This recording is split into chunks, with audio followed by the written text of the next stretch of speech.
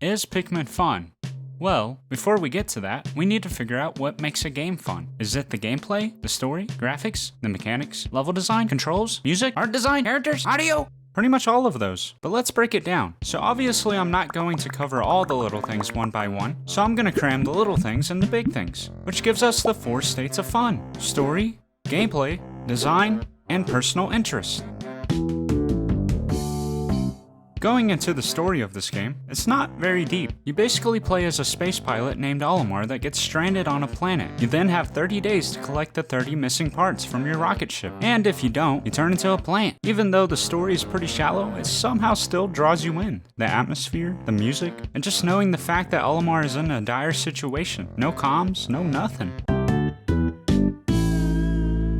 Gameplay is definitely one of the most important aspects in gaming. If there's no gameplay, then what are you doing? Watching a movie? What Pikmin does so well is that they said screw the shooters, screw the platformers, let's just grab something and throw it, and then watch it do stuff. And before you know it, you got a whole army of units at your command. This is called micromanaging.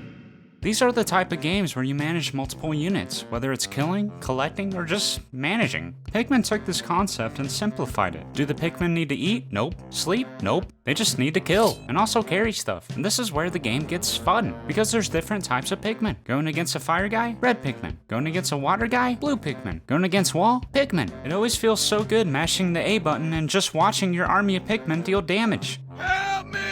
You're also constantly having to adjust the proportions of your Pikmin for the next challenges ahead. Speaking of challenges, the biggest one is that you only have 30 days to beat the game. This prompts the player to plan ahead by making a mental to-do list in their head, which can be stressful. But personally, I enjoyed having this pressure, especially losing all your Pikmin to something dumb. It's great, but finding that balance of challenges and relaxation is very crucial, and I think Pikmin 1 struck it well.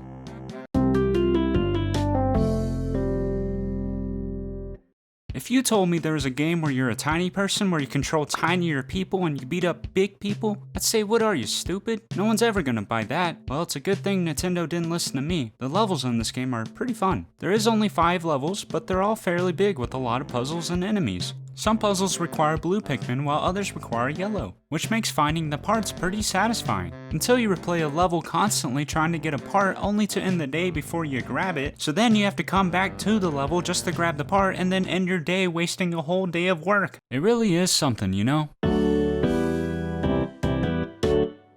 Whenever people choose to play a game, what is it that makes them want to play it in the first place? Favorite character?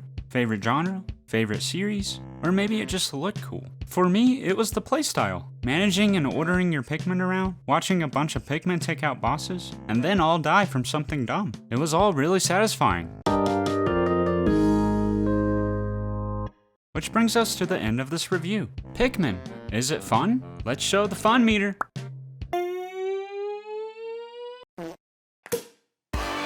Fantastic! Pikmin hit every bone in my body with the fun zone. Gameplay was good, music was good, and the ending was very well wrapped up. The only complaint I think I would say is the game felt a little too short, but overall really fun. Like when you lose half of your Pikmin. Haha, I love this game!